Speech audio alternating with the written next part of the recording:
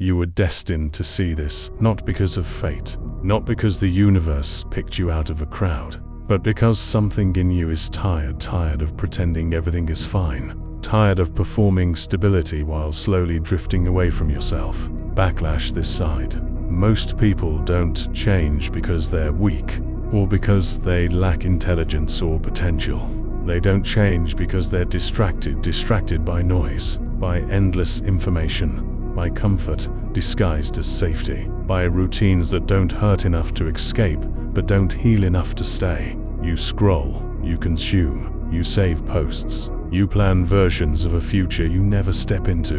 And from the outside it looks like patience, but deep down you know it's hesitation. You don't move, not because you don't know what to do, you do. You've always known. There's a version of you that appears in quiet moments, late at night, in silence, when distractions run out and excuses stop working. That version doesn't ask motivational questions or negotiate, it just watches. And it knows what you're avoiding, the conversation you keep postponing, the risk you keep rehearsing but never taking, the work you keep promising you'll start soon, as if time owes you patience. And here's the uncomfortable truth.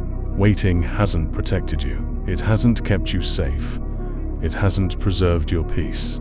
It has only widened the gap between who you are and who you know you could be. People think change is louder, break-in, a dramatic decision, a perfectly timed breakthrough.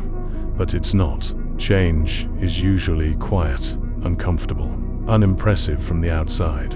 And it starts with choosing action over overthinking, with doing something small while fear is still sitting beside you, with moving forward without certainty, without applause, without guarantees. You don't need confidence. Confidence follows movement. You don't need motivation. Motivation fades. You don't need permission. No one was ever going to give it to you anyway. You need movement, because clarity comes after action, not before it. And years from now, you won't remember the fear you felt today, the doubts, the hesitation, the mental noise.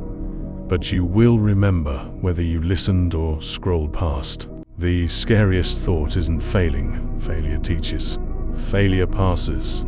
The scariest thought is realizing you saw the sign, felt the pull, recognized the moment, and still chose to stay the same. So if you're watching this, don't call it destiny. Call it a reminder, a moment of honesty, a quiet line you crossed in your own mind. This wasn't the moment everything changed. This was the moment you decided to begin.